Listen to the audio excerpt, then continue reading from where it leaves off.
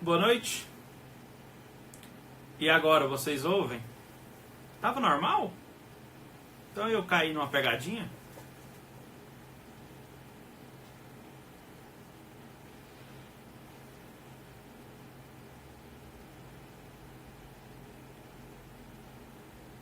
Tá funcionando o som. Joia. Nós conversaremos com o pastor Augustus Nicodemos, a nossa última live da semana online do Perguntar Não Ofende. Se você ainda não avisou seu amigo, avise, nós conversaremos agora com ele. E após a live eu tenho um bônus para conversar com vocês, tá bom?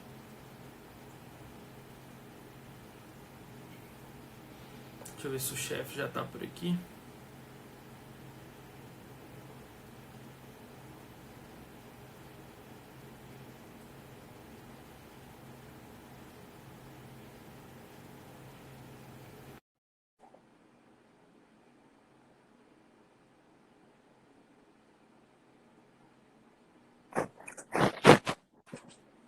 Agora tá aí. Fala, Boa chefe. noite. Boa noite, Uriel. Boa noite, tudo bem com o senhor? Graças a Deus. Estamos aí. Estamos na luta. Em quarentena, né? De quarentena. Tá certo. Quarentena. Tem que dar o exemplo, né? Com certeza, tem que ficar em casa e dar o exemplo a todo mundo. Mesmo que isso já esteja sufocando. É verdade, é verdade. Só a graça mesmo. Nós temos algumas perguntas boas para ser respondidas hoje, como sempre. E a primeira pergunta devo evitar um pretendente que não quer ter filhos? Você diz, o rapaz ou a moça que, de repente, uma pessoa que quer namorar e casar já começa dizendo que não vai querer ter filhos, é isso? Isso. Olha, eu teria dificuldades com isso, porque geralmente se a gente perguntar qual a motivação para quem não quer ter filhos, eu estou supondo aqui que nós estamos falando de cristãos, né? De gente que é crente. Então, que motivação alguém que é crente poderia ter para dizer que ele quer casar, mas não quer ter filhos? Eu não estou dizendo que casamento e ter filhos estão inseparavelmente ligados um ao outro. Mas a pergunta é, o que está por detrás dessa recusa? E na maioria das vezes são respostas do tipo assim, o mundo está muito ruim, não quero botar filho no mundo para viver sofrendo, ou eu tenho medo de não ter condições financeiras, ou eu não sei como, eu não vou saber como criar, ou então dizer assim, não, eu pretendo consolidar minha carreira profissional. Todos esses motivos, eles são, no fundo, motivos egoístas. Motivos egoístas. Ter filhos, e aqui eu não vou entrar na questão do número de filhos, né, uma vez que a Bíblia estabelece isso, mas ter filhos é uma grande bênção, é um privilégio e faz parte daquilo, do plano original de Deus ao estabelecer a raça humana e ao criar homem e mulher e mandou que eles se multiplicassem e enchessem a terra. Então, esse é o padrão bíblico normal. Então, eu diria para uma moça, né, que tem um pretendente que já diz assim que não quer ter filhos, ou rapaz que tem uma moça com quem quer casar, mas ela diz que não quer ter filhos, eu acho que deveria investigar quais as motivações para esse tipo de negativa e analisar profundamente o coração, porque não há nenhuma justificativa. Deus supre, Deus ajuda, Deus nos dá graça. Todo mundo aprende como lidar com crianças, não tem que não possa aprender isso. Portanto, muitas dessas respostas aí são só evasivas de fundo egoísta. Infelizmente, não quero generalizar, mas boa parte é essa. E se você que está nos assistindo quer escutar bons conselhos sobre criação de filhos, ontem a Drica, filha do pastor Augusto, respondeu boas perguntas sobre criação de filhos e como não enlouquecer em meio à pandemia com os filhos em casa. Com toda modéstia, eu fiquei muito orgulhoso da filhota. Com certeza. Foi muito boa a live com ela. Pastor, é verdade que Paulo escreveu 4 cartas à igreja de Corinto? E isso Essa é uma conclusão a qual a grande maioria dos estudiosos da literatura paulina acredita. A primeira carta, ela teria sido uma breve carta escrita para a igreja de Corinto, e onde Paulo teria dito que eles não deveriam se misturar com gente impura. Depois ele escreveu uma segunda carta, que nós conhecemos como a primeira aos Coríntios, onde no capítulo 5 ele faz menção a essa primeira carta, quando ele diz assim, na primeira carta, na que nós conhecemos como primeira carta, ele diz assim, já em carta vos disse que não vos associasseis com os incrédulos. Então, ele pressupõe que havia uma carta antes. Então, primeiro aos Coríntios, na verdade, é segundo aos Coríntios. E aí, na que nós conhecemos como segundo aos Coríntios, que na verdade seria a terceira, na verdade seria, aliás, a quarta carta, ele faz menção a uma carta severa que ele tinha escrito e que havia contristado os coríntios e que não se encaixa na descrição de 1 aos Coríntios. Então, o raciocínio é um pouco complexo, mas no final a conclusão, que parece mais evidente, é que ele escreveu 4 cartas aos coríntios, das quais a segunda e a quarta foram preservadas e entraram no cânon como 1 e 2 aos Coríntios, mas na realidade teriam sido 4, né? 2 das quais não foram preservadas no cânon bíblico. E às vezes Qual o pessoal será diz... o papel do... Desculpa, ainda só para lembrar. E aí o pessoal pergunta, e o que vai acontecer se um dia a gente encontrar essas cartas perdidas, né? Aí vai dar uma confusão muito grande, né? Mas eu creio que o cânon já está fechado. O cânon é o número completo dos livros da Bíblia e ele já está fechado, já está concluído. Então, não penso que vai acontecer coisa desse tipo, não. Ótimo. Qual será o papel do Espírito Santo no arrebatamento? Quem geralmente faz esse tipo de pergunta é de uma linha mais dispensacionalista, que acredita que antes da grande tribulação começar, a igreja vai ser arrebatada em segredo e o Espírito Santo será tirado do mundo durante esse período. Então, é isso que a pessoa provavelmente tem em mente quando ele faz esse tipo de pergunta. Bom, eu pessoalmente sou da posição teológica de que não haverá arrebatamento secreto da igreja antes da grande tribulação. A igreja vai passar na grande tribulação, sim, e não há nenhuma evidência bíblica que diga que Deus vai tirar os cristãos do mundo antes da grande tribulação começar. E que, portanto, não há nada também dizendo que o Espírito Santo será tirado desse mundo.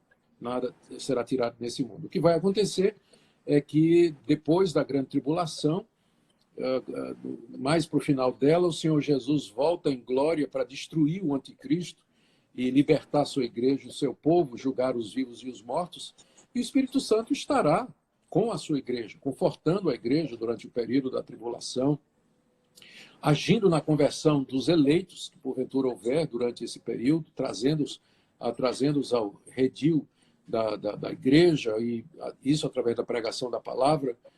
Ele estará fazendo o que ele sempre fez, antes ou durante a tribulação. Essa é a resposta que eu daria a isso aí, Uriel.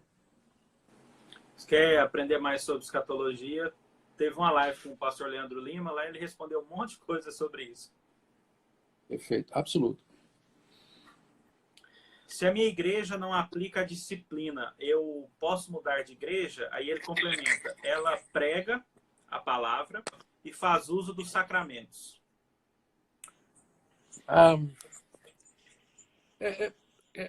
É bom a gente lembrar aí, antes de responder a pergunta, que o nosso ouvinte aí, ele está se referindo ao fato de que são 3 marcas da verdadeira igreja, de acordo com a teologia reformada, que são a pregação correta da palavra de Deus, a administração correta das ordenanças, os sacramentos, que é o batismo e a ceia, e o exercício da disciplina, entendido como a ação da liderança quanto aos membros faltosos que vivem em pecado, com o objetivo de corrigi-los, de repreendê-los e, no caso de obstinação, desobediência, dureza do coração, excluí-los da comunidade dos santos, excluí-los da igreja. Então, essas 3 marcas identificam o que seria a verdadeira Igreja de Cristo. Ou colocando de outra maneira, uma igreja ela começa a virar uma igreja apóstata, uma igreja que não é mais igreja de Cristo, quando ela deixa de pregar a verdade da palavra de Deus, ela ministra o batismo e a ceia de maneira equivocada às pessoas erradas, inclusive, e ela deixa de exercer a disciplina com relação aos seus membros, a supervisão e a superintendência espiritual. Então, no caso de uma igreja onde é difícil imaginar a situação que o leitor está dizendo aí, que o nosso ouvinte está dizendo, que tem uma igreja que pregue a palavra de verdade, que administre os sacramentos de verdade, mas não exerce disciplina. Né? Porque essas três coisas estão relacionadas. Vamos supor, se a igreja prega a palavra de verdade, então a palavra ensina a necessidade da disciplina. A palavra já fala que existem coisas certas e coisas erradas e que Deus se aborrece do pecado na igreja quando o pecado não é tratado. Então é impossível uma igreja pregar a palavra de Deus de verdade e não exercer a disciplina. Ou então, a própria ideia dos sacramentos. Administrar os sacramentos corretamente é administrá-los, por exemplo, a ceia do Senhor é para ser dada, de acordo com as instruções que nós lemos na Bíblia, para os que são crentes em Cristo. E que eles têm que se examinar. E que se eles não estiverem vivendo de maneira correta, é dever da supervisão espiritual impedir que eles participem da ceia do Senhor. Então, como é que ele pode administrar o sacramento da maneira correta sem exercer disciplina? Então, a meu ver, não existe essa possibilidade. Se uma igreja está pregando a palavra corretamente, se ela está administrando os sacramentos corretamente, certamente ela também vai ter algum tipo de supervisão espiritual, doutrinária, com relação aos seus membros. E não vai deixar que o pessoal viva de qualquer maneira, né? Seria uma contradição. Com certeza. O senhor acha que nós estamos vivendo a última geração? Acho que ninguém tem a resposta para isso. O próprio Senhor Jesus Cristo ele disse que ninguém sabe o dia do retorno dele. E a última geração seria a geração que vai viver concomitante com a vinda do Senhor Jesus. Não é? Como a gente não sabe qual é... Eu tenho uma xícara dessa daí. Mostra ela de novo aí. Eu tenho uma dessa aí. É muito legal. Então, como a gente não sabe a data da vinda do Senhor Jesus, nós não sabemos dizer se essa nossa geração é a última geração. As pessoas geralmente levantam esse tipo de questionamento quando elas enfrentam um período de grande dificuldade, de sofrimento, como esse que nós estamos passando agora. Aí as perspectivas escatológicas elas se elevam e o questionamento com relação às coisas do fim também se levanta no meio das pessoas. E a gente fica perguntando se essa será a última geração. Pode ser, nós não sabemos. Pode ser que demore ainda muitas gerações até o Senhor Jesus voltar. O que ele nos diz é que nós devemos estar prontos, porque no dia e na hora que a gente não sabe, o Filho do Homem voltará em poder e grande glória. E nós devemos estar preparados, quer seja nessa geração ou a próxima geração que vier. Uma outra pergunta que nós recebemos é: quais leis de Moisés nós devemos acatar nos dias de hoje? Uma regra muito simples, Will, para a gente responder esse tipo de pergunta, ou seja, o que é que do Antigo Testamento a gente vale para nós hoje? Uma regra muito simples é a seguinte: tudo que o Novo Testamento confirma do Antigo é para nós hoje. Então, o que é que o Novo Testamento em geral diz com respeito às leis do Antigo Testamento? Se a gente dividir a legislação do Antigo Testamento em três categorias, as leis civis, as leis cerimoniais e a lei moral, nós vamos ver que o Novo Testamento é unânime em dizer que tanto a lei civil dada a Israel quanto a lei cerimonial, elas cessaram. E que, entretanto, a lei moral, que está resumida nos 10 mandamentos, ela permanece. Como é que a gente percebe isso? É fácil. Na literatura que os apóstolos produziram, as cartas que eles escreveram, os evangelhos, enfim, toda a literatura que foi escrita por eles e pelos associados dele, eles nos dizem que as leis cerimoniais, ou seja, as leis referentes ao sacrifício de animais, as leis do culto do templo da antiga aliança, o sacerdócio levítico, tudo aquilo era tipo e símbolo da pessoa de Cristo, da sua obra, da redenção e da igreja. E que, portanto, uma vez que Cristo consumou a lei, uma vez que ele cumpriu os requerimentos levíticos e culticos do Antigo Testamento, nós não temos mais que fazer isso. Então, o crente não tem mais que sacrificar animal, o crente não tem mais que oferecer incenso, queimar incenso, o crente não tem mais de ir para um sacerdote e pedir para ele interceder em seu favor, que era isso que o sacerdote fazia, porque estas coisas que fazem parte da lei cerimonial, elas cessaram claramente. A Bíblia, a Carta de Hebreus, Carta aos Gálatas, nossa, toda a literatura do Antigo Testamento enfatiza isso. Também considerando as leis civis, que são leis que foram dadas a Israel enquanto nação. Então, tinha leis sobre divisão da presa, divisão dos despojos de guerra, leis a respeito da escravidão, leis a respeito da herança, leis a respeito da demarcação de terra. Ora, uma vez que a igreja ela não é um país, a igreja não é territorial, ela não fica restrita a uma nação, espaço geográfico, ela não tem exército, ela não tem um presidente eleito, não tem nada disso. É claro que essas leis que tinham relação com a nação de Israel, enquanto nação, elas não valem para a igreja hoje. Entretanto, toda a literatura do Novo Testamento é muito clara quando reenfatiza os mandamentos de Deus, os 10 mandamentos, dizendo ou falando da necessidade de que nós os guardemos e que nós sigamos através deles. É claro, nunca para a nossa salvação, mas como expressão da nossa gratidão, da nossa consagração a Deus. Então, respondendo aí, eu diria que o que fica claro pelo Novo Testamento é que a lei moral de Deus que é a expressão da santidade de Deus e da vontade dele, e que se encontra resumida nos 10 mandamentos, permanece para os cristãos como norma de gratidão e de obediência a Deus, nunca como caminho para a salvação, porque não é pelas obras da lei, mas pela fé em Jesus Cristo que nós somos salvos. Excelente. O que seriam os pecados que levam para a morte e os pecados que não levam para a morte? Sim, isso aí, o nosso ouvinte, ele está fazendo essa pergunta com base no final da primeira carta de João. Isso aí aparece no capítulo 5 da primeira carta de João. Lá no final, o apóstolo João diz que se alguém vir o seu irmão pecar para a morte, orará e Deus lhe dará vida. Há pecado que não é para a morte e há pecado que é para a morte e não digo que vocês orem por esse, mas nem todo pecado é para a morte. Então isso está no final da primeira carta de João. E a regra de interpretação aqui que a gente tem que observar é que devemos dar atenção ao contexto em que essa expressão foi dita. Quando a gente estuda a primeira carta de João, a gente percebe que João escreveu essa carta com o objetivo de confirmar os crentes na fé diante de uma falsa doutrina que nós conhecemos como, hoje nós chamamos de docetismo, que é uma forma de gnosticismo. Os docéticos diziam que Jesus não veio em carne, que Jesus não tinha um corpo humano verdadeiro, que ele era apenas espírito. Isso era baseado naquela distinção lá do Antigo Oriente, da cultura e da mentalidade dos gregos, da dicotomia baseada nos estudos de Platão, que fazia a dicotomia entre matéria e espírito, que são incomunicáveis, sendo a matéria inferior. Então, eles não podiam acreditar que Jesus Cristo, sendo Deus, ele tivesse realmente um corpo humano, né? Um corpo real, verdadeiro. Eles achavam que o corpo era aparente, né?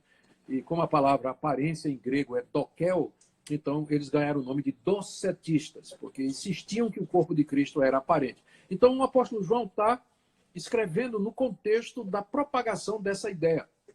E ele coloca 3 testes na carta para que você descubra o falso profeta. Primeiro, o teste doutrinário, ele diz assim, quem negar que Jesus Cristo veio em carne, esse não é de Deus, esse é o anticristo. Depois ele coloca o teste social, quem diz que ama a Deus e não ama seu irmão é mentiroso, e ele diz que amar ali é cuidar das necessidades físicas do irmão, que vai contrário ao docetismo, né? Porque uma vez que o corpo não tem importância, por que eu vou ajudar meu irmão que está padecendo necessidade? E o terceiro teste é o teste moral. Quem diz que ama a Deus e vive na prática do pecado, esse não conhece a Deus. Porque os docéticos, no final, eles acabavam desvalorizando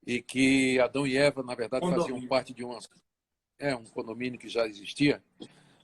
Eu acho que não, né, de forma nenhuma, por vários motivos. O primeiro deles é que, se fosse isso, Deus não poderia imputar.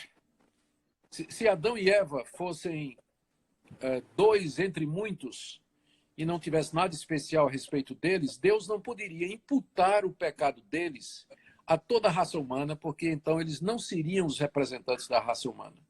Eles só são representantes da raça humana porque só havia eles dois. Eles foram o primeiro casal a ser criado.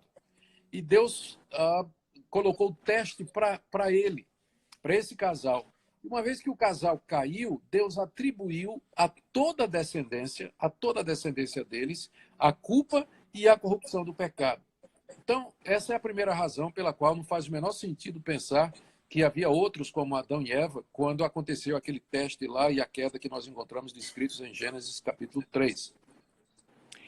E, além do mais, está dito que, se eles disserem assim, não, mas eram filhos de Adão e Eva, que eles tiveram esses filhos antes da queda. E aí o que é que aconteceria? Então nós teríamos duas humanidades. Uma humanidade que vem de Adão e Eva depois da queda e que, portanto, estava infectada pelo pecado de Adão e de Eva, e outra humanidade que é anterior à queda e que, portanto, não tinha pecado, e da qual não se tem notícia nenhuma, da qual a Bíblia não fala absolutamente nada. Então, o relato bíblico é muito simples nesse sentido. Adão e Eva foram os primeiros humanos a serem criados, e deles, e somente deles, descende todo o restante da raça humana. Não existe isso de uma sociedade, né, contemporânea a Adão e Eva. O senhor está brigando com a câmera?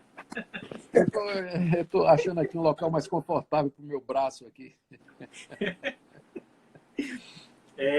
Uma outra pergunta é, se somos salvos pela graça, para que fazer boas obras? Certo. As boas obras que a Bíblia nos manda, elas são decorrentes da salvação e não a causa dela. Então, Efésios capítulo 2, versos 8 e 9, pela graça sois salvos mediante a fé, e isso não vem de vós, é dom de Deus, não vem das obras, para que ninguém se glorie. Paulo diz isso aí nos versos 8 e 9. Mas já um versículo depois, creio que no verso 10, ele diz assim, porque somos feitura dele, criados em Cristo Jesus para as boas obras, as quais Deus de antemão preparou para que nós andássemos nela. Então, veja, no versículo 8 e 9, Paulo diz que nós somos salvos pela fé, sem as obras da lei, ou seja, não é pelo cumprimento das obras ou fazer boas obras que nós somos salvos. Somos salvos pela graça, pelo favor imerecido de Deus. Mas nós somos salvos para fazer boas obras. Boas obras aqui são aquelas obras que a Bíblia manda, de amar ao próximo, cuidar do próximo, respeitar o próximo, servir a Deus, fazer a vontade de Deus, ser fiel à esposa, promover aquilo que traz o bem do povo de Deus e o bem da sociedade em geral. É isso que é boas obras. Então, eu faço estas coisas, eu me dedico a elas, não para ser salvo, porque eu já fui pela graça, mediante a fé em Cristo Jesus, mas como expressão da minha gratidão a Deus, como demonstração das minhas obras. Essa pergunta é importante porque a gente precisa sempre enfatizar que fé e obras, elas são dois lados de uma mesma moeda. A fé verdadeira, ela vai produzir obras. E obras verdadeiras são aquelas que procedem da fé em Cristo Jesus. Então, eu sou salvo sem as obras, eu sou salvo não pelas obras, mas também não sem elas. Elas estão ligadas à fé salvadora, não como a causa da salvação, mas como a expressão da minha salvação em Cristo Jesus. Um seguidor enviou uma pergunta perguntando se a nossa imagem e semelhança de Deus foi restaurada na cruz do Calvário. Depende do que ele quer dizer com restaurada, Riel. Algumas pessoas acham... Bom, então, recorda. Deus, o relato de Gênesis, capítulo 1 e 2, diz que Deus fez o homem à sua imagem e semelhança. Macho e fêmea os criou, e os dois Ambos, tanto o homem quanto a mulher, foram feitos à imagem e semelhança de Deus. Aí, no capítulo 3, nós temos a queda. O homem desobedece a Deus e cai daquele estado de inocência em que ele havia sido criado. Ele então se torna um pecador, ele está manchado pelo pecado. E a pergunta é, a imagem de Deus, então, foi completamente obliterada, destruída, apagada do homem, ou ela foi manchada? E a resposta correta é que ela foi manchada. O homem continuou a imagem e semelhança de Deus, mesmo depois da queda. Só que essa imagem agora, ela está marcada pelo pecado. Ela está manchada, contaminada pelo pecado. Mas o homem continua a imagem e semelhança de Deus. Provas disso. No próprio livro de Gênesis, no episódio de Noé, depois do dilúvio, quando Noé sai da arca e Deus renova a aliança com ele, Deus disse que quem matar o homem, quem derramar o sangue de alguém, pelo homem terá o seu sangue derramado, e acrescenta, porque o homem é a imagem de Deus. E isso depois da queda. Tá certo? Tiago, na sua carta, se não me engano, é no capítulo 3, quando ele está falando dos males da língua, ele diz que com a mesma boca que a gente louva a Deus, a gente amaldiçoa o homem feito à imagem de Deus. Então, a literatura bíblica considera que o homem ainda é a imagem de Deus, só que essa imagem ela foi manchada pelo pecado. Então, o homem é a imagem de Deus ainda. É por isso que ele tem consciência, é por isso que ele sabe lá no íntimo que existe um Deus, é por isso que ele tem noção do certo e do errado. Por quê? Porque a imagem de Deus ainda está nele, ainda que escurecido, ainda que diminuída pelo poder do pecado sobre nós. Na cruz do Calvário, uma vez que Cristo pagou a nossa culpa, uma vez que ele levou sobre si os nossos pecados, nós somos reconciliados com Deus e naquilo que a Bíblia chama de regeneração. Deus nos dá uma nova natureza, na qual a imagem dele em nós é renovada. Esse é o termo que o Novo Testamento diz. Que Deus renova em nós a sua imagem. E essa imagem agora é a imagem do seu Filho Jesus Cristo. É a imagem do seu Filho Jesus Cristo. Então, os cristãos têm nele, em Cristo, a renovação da imagem de Deus. É por isso que, então, eu posso agora me comunicar com Deus como Adão falava com Deus antes da queda. Posso servir a Deus, posso experimentar a santidade, posso experimentar as virtudes cristãs, porque a imagem de Deus ela foi restaurada nesse sentido. Ela foi renovada porque ela nunca deixou de haver, mas ela foi agora renovada em mim. E Paulo se refere a isso lá em 2 Coríntios, capítulo 3, quando ele diz que nós, com o rosto desvendado, contemplando como que por espelho a glória de Cristo, somos transformados de glória em glória na imagem do Senhor Jesus Cristo pelo Espírito. Então, é essa renovação que acontece depois da nossa justificação e da transformação que Deus faz no nosso coração e que vai durar a nossa vida toda aqui, até finalmente a ressurreição dos mortos, quando a imagem de Deus será total e plenamente recuperada em nós e seremos semelhantes ao Senhor Jesus Cristo, como a palavra de Deus diz. Seremos semelhantes a Ele, como Paulo fala em Filipenses. Essa próxima pergunta foi feita como uma opinião pessoal do senhor, que é: o senhor acha que os pastores brasileiros são omissos e politicamente corretos, imitando o mundo?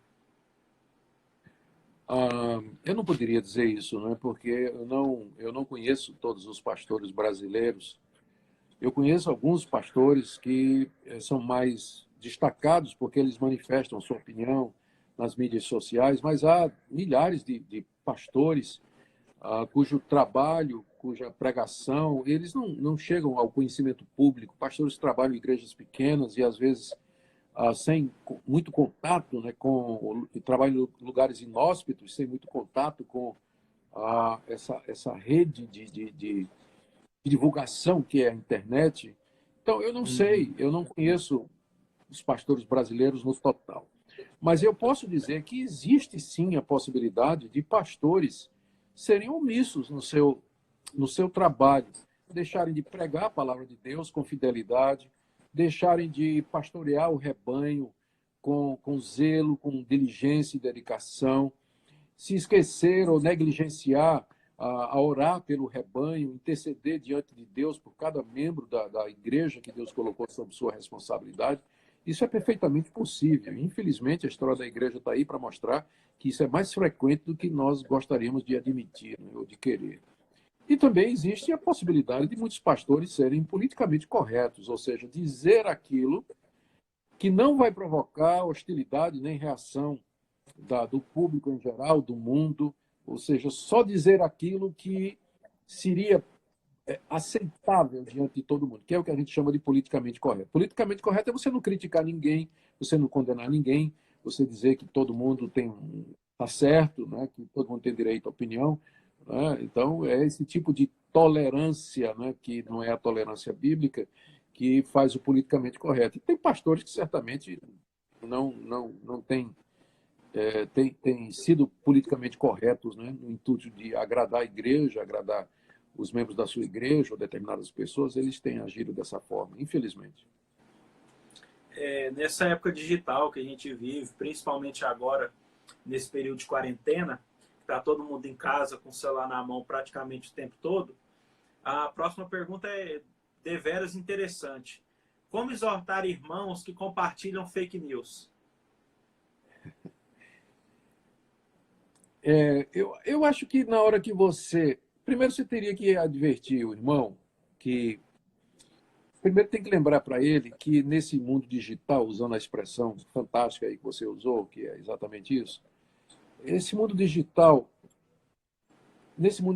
é praticamente impossível a gente discernir de cara o que é verdade ou não, porque a internet ela deu voz a todo mundo, deu voz a gente boa e deu voz a gente ruim, deu voz a pessoa honesta e deu voz a canalhas, gente perversa que desejam, tem projetos aí e sem escrúpulos divulgam coisas com o propósito de alcançar seus objetivos malignos e egoístas e mercenários.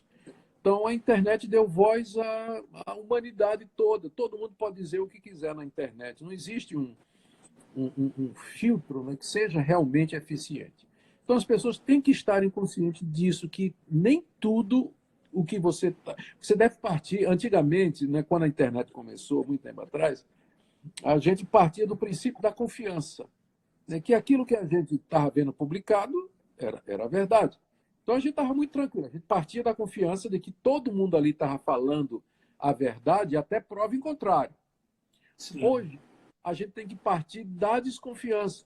Todo mundo está mentindo até prova em contrário. Então, infelizmente, é essa a mentalidade. Eu, quando leio notícias e tudo, eu não me impressiono mais, eu procuro verificar a veracidade. Qual foi o site que publicou isso aí?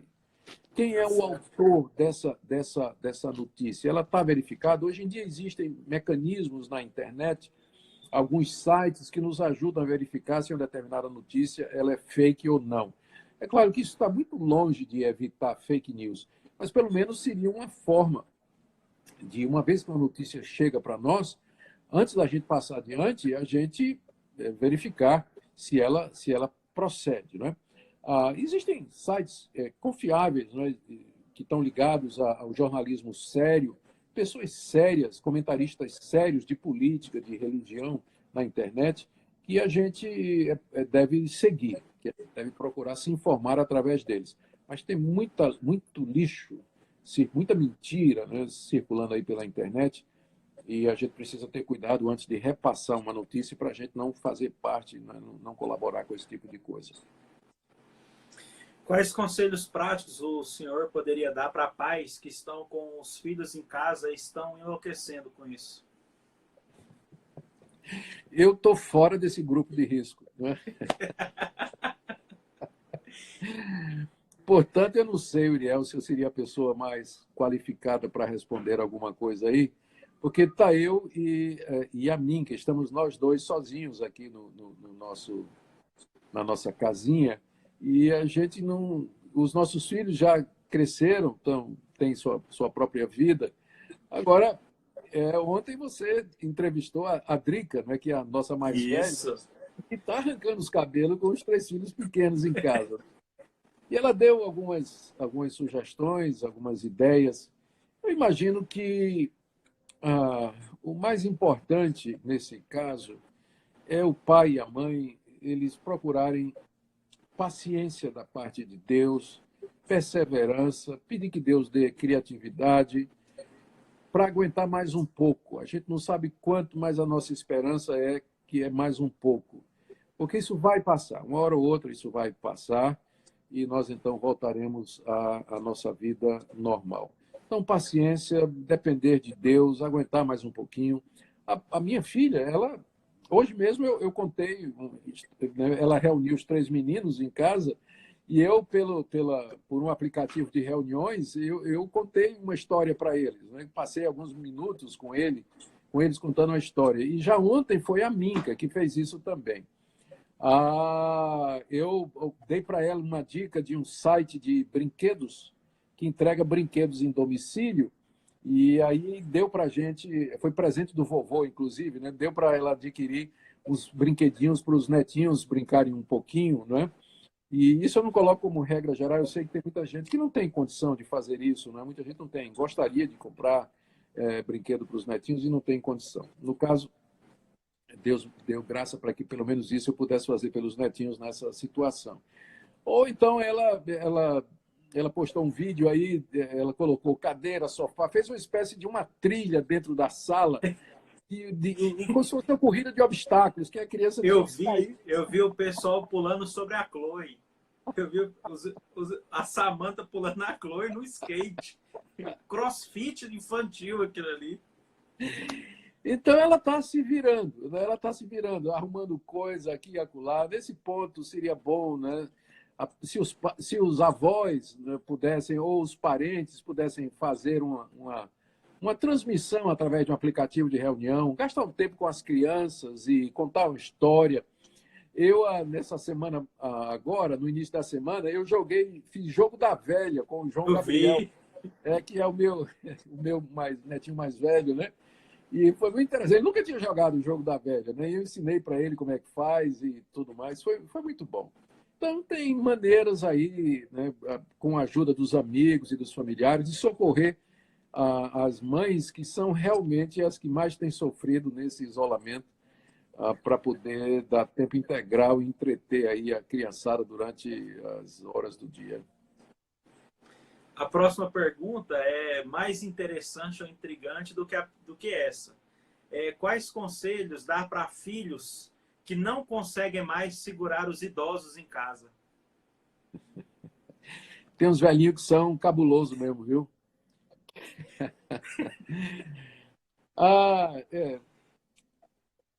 Eu não sei nem o que dizer. Isso é uma situação, de fato, muito complicada, né?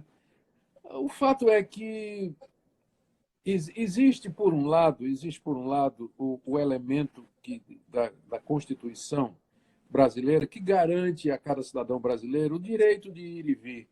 Isso é um direito civil fundamental. Eu posso ir onde eu quiser ir, a menos que eu esteja preso, que eu fui condenado por alguma infração e tudo mais, né? Mas como cidadão que não está debaixo de nenhuma condenação, tem o direito de ir e vir. Então, esse direito fundamental, ele nos é garantido porque a Constituição, né, e outras constituições consagradas no mundo todo sabem do anseio do homem, da natureza do homem. Ele é, humanamente falando, o senhor do seu próprio destino. Ele escolhe se ele quer morrer em casa ou quer morrer do coronavírus, né, por assim dizer, saindo ou qualquer outra coisa. Então, primeiro a gente tem que observar. Eu não estou dando razão aos velhinhos, né? Eu estou dizendo que por detrás disso aí existe esse anseio do homem, né? Ele é dono do seu nariz, do seu ídolo. Por outro lado, nós vivemos em sociedade e a gente tem que tomar medidas que visem não somente a preservação do nosso bem-estar, mas também a preservação da comunidade onde nós estamos inseridos. E é por amor a isso, e somente por amor a isso, que a gente se submete a uma quarentena dessa que o governo nos manda, não é? Que as igrejas elas pararam de realizar culto, porque constitucionalmente nós temos o direito de religião, de culto, e de reunião, né? Isso ainda vai dar briga depois, né? Vamos deixar passar esse momento agora, mas depois nós vamos correr atrás para não abrir precedente do governo mandar fechar a igreja. É contra a nossa Constituição, mas no momento o que os evangélicos têm que fazer, não só os evangélicos, mas os religiosos de todas as religiões, é acatar essa orientação, ainda que ela não seja correta, pelo bem da comunidade, né? Para dar exemplo e por amor a todos. Nós devemos fazer isso. Então, o correto seria os filhos manterem, ou fazerem o possível para manter os idosos, os pais idosos em casa. Não só por amor a eles, mas também pelo amor aos outros, né? A demais comunidades. E eu não sei se poderia chegar ao ponto, eu não acho que deveria chegar a um ponto de ter que usar de violência, trancafiar, porque aí é cárcere privado, né? Os filhos não podem trancafiar os pais em casa como se fossem prisioneiros. Isso é uma coisa muito, muito difícil de fazer. Eu espero que não chegue nessa situação. Espero que não chegue. 3 últimas perguntas para serem mais leves e nós encerrarmos a live de hoje. Notícias do seu dia a dia. Como que Augusto Nicodemos está caminhando nesse período de quarentena? Certo. Bom, primeiro ajudando a esposa em casa como nunca. Lavando louça, fazendo as refeições com ela, preparando refeições também, cuidando um pouco aqui da vida da casa. Então, isso faz parte da minha rotina. Depois tem a minha devocional, um tempo com Deus, diário, todo dia. Eu atualmente estou relendo o livro dos Salmos e meditando em cada salmo, orando, pedindo que Deus me dê forças e graça nesse momento de dificuldade. Depois, preparando estudos, preparando devocionais, porque eu estou bastante envolvido nisso. A nossa igreja aqui no Recife distribuiu o pastoreio da comunidade entre nós. Nós somos 5 pastores aqui. A igreja tem se for contar todo mundo que circula em redor da igreja, perto de 1.000 pessoas. E nós, então, dividimos entre nós em grupos e nós pastoreamos todo dia. Então, todo dia eu tenho 3, 4 reuniões com aplicativo de reunião, com diferentes grupos da igreja, onde a gente transmite a palavra de Deus. Várias dessas devocionais, inclusive, estão no meu canal no YouTube. Se você aí que está nos acompanhando, se tem interesse, você pode acessar no YouTube Augusto Nicodemos, canal, e vai cair lá no canal, onde tem essas devocionais que eu estou fazendo para a igreja, juntamente com meus colegas lá, toda semana. Então, isso consome bastante tempo, né? E tem também a participação em lives. Agora mesmo, antes de estar aqui com você, Uriel, que é sempre um privilégio, viu? Diga-se isso. Eu gosto desses momentos aqui. Mas antes de vir para cá, eu estava fazendo uma live para um colega meu, junto com um colega meu, que é pastor lá na Grande São Paulo, e é pastor lá em Vila Pompeia, e ele reuniu a igreja toda através desses aplicativos de reunião, e eu tive o privilégio de passar mais ou menos 1 hora com eles, expondo a palavra de Deus e trazendo. Isso acontece com bastante frequência, né? E, além disso, me dedico aos netinhos também. De vez em quando eu estou com eles. Online, né, com eles. E estou lendo, né? Voltei a ler um livro muito interessante que eu li faz muito tempo, que é Cristianismo Puro e Simples, do C.S. Lewis, né? E relendo agora com outros olhos. O livro nunca é o mesmo, né? Você lê uma vez, quando lê a segunda, você já lê de uma outra perspectiva. Dormindo, procurando descansar bastante, né? Que esse é um período que eu preciso realmente descansar. Quando essa pandemia começou, eu já estava diminuindo as minhas atividades por conta da minha garganta, que estava muito ruim e ainda não está boa, e também por causa da síndrome de burnout, né? O desgaste e o cansaço e a fadiga. E, de repente, a pandemia começa e eu não fui obrigado a ficar em casa, não estou viajando, isso já é um descanso, mas, em compensação, a atividade mental, né? A produção mental aumentou. Aumentou muito mais. Então, eu peço até orações aí pelos irmãos, né, para que Deus me conceda graça e misericórdia para poder ter forças e vigor para continuar a ministrar enquanto for a vontade do meu Pai Celeste. E as duas últimas perguntas estão em uma só. O senhor está escrevendo algum livro novo? E quando sairá o próximo? Escrevendo, eu estou com um livro encomendado que eu comecei a escrever, que é um livro sobre. O título deveria ser Confissões de um Pregador, pelo Mundo Cristão. Então, já avançamos bastante no esboço e já comecei a preencher alguma coisa, mas com a chegada da pandemia, nós tivemos que parar para poder focar agora no pastoreio das pessoas que estão precisando. Então, eu parei de trabalhar nesse livro, mas ele está na minha lista de atividades, de coisas para fazer. E então mas já antes da pandemia começar, eu creio que para esse ano as editoras com quem eu trabalho e com quem eu tenho o privilégio de publicar os livros, elas tinham planejado, eu acho que eram 4 ou 5 livros esse ano. O segundo volume de Romanos, o comentário em Amós, e mais outros 2 ou 3 que agora não me passam. E sim, o último da série Cristianismo Descomplicado, né? São 3 livros e agora viria o quarto. E tem mais outro agora. Então, de sexualidade. Sim, exatamente. Tem esse livro aí sobre sexualidade que já vai bem avançado. Já vai quase. Já está todo pronto, na verdade. Mas agora, com essa crise aí, as editoras vão dar uma paradinha na publicação. Então, eu não sei se esse ano sai algum livro novo. Eu não sei se sai. Eu creio que as editoras devem deixar tudo para o ano que vem, a depender da recuperação da economia. Chefe, é muito bom ouvi-lo, mesmo virtualmente. Espero que Deus abençoe vocês aí. Um abraço para a dona Minca. Darei sim. E qualquer coisa, estamos aqui. Tá certo, Uriel. Muito obrigado. Deus abençoe o seu ministério, o Ministério do PNO. E um grande abraço aí para você que está nos escutando e está nos seguindo. Boa noite para vocês. Boa noite. Hoje sou eu que salvo. Vá lá.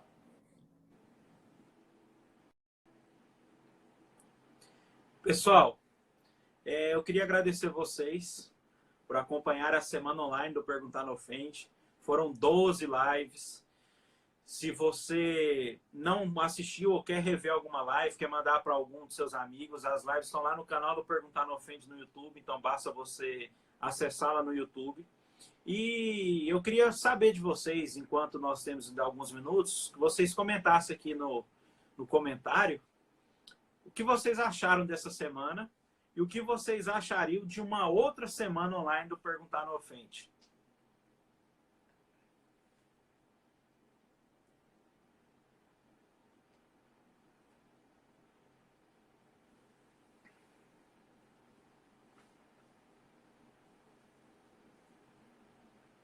Faz mais live. Maravilhoso. Pelas minhas contas, nós respondemos uma média de 10, no mínimo 10 perguntas por live. Então, nós respondemos no mínimo 120 perguntas durante essa semana.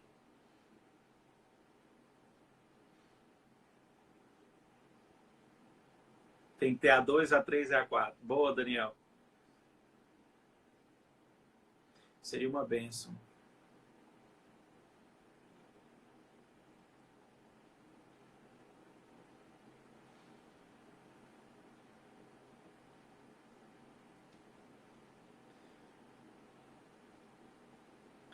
Então, por isso,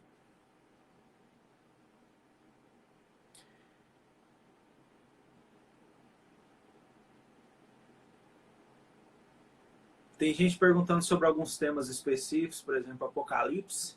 Apocalipse foi respondido na quarta-feira, se não me falha a memória, com o pastor Leandro. Então, muitas das perguntas que vocês estão fazendo aqui ou que fazem, elas já foram respondidas durante essa semana ou elas já foram respondidas no PNO. Essa semana foram mais de 3.000 perguntas enviadas e cada live é temática, ela não tem um tema específico, mas nós respondemos várias perguntas aleatórias de acordo com o tema de estudo de cada pastor ou de cada convidado. E como essa semana foi muito bom, eu creio que para vocês também, eu farei na semana que vem a segunda semana online do Perguntar Não Ofende. Amanhã, por volta, creio eu que meio-dia ou decorrer da tarde, eu vou publicar os convidados da próxima semana. Permanecem os mesmos horários, às 20 e às 21 horas. Então, marquem nas suas agendas, de segunda a sábado da próxima semana, nós faremos a segunda semana online do Perguntar Não Ofende. Então, se você foi edificado, se você gostou de participar, se você teve sua pergunta respondida, ou mesmo se você não teve sua pergunta respondida, entenda uma coisa sobre isso. Muitas das vezes, eu vejo alguns comentários lá no canal, ou até aqui no Instagram, de pessoas que falam, mas essa pergunta, mas essa outra pergunta. Pessoal, às vezes a dúvida não é sua, mas às vezes um irmão na fé um pouco menos capacitado que você tem essa dúvida. Então entenda que a comunidade de Cristo é feita de irmãos com diversos tipos de entendimento e principalmente nem todos têm a mesma maturidade de fé que vocês.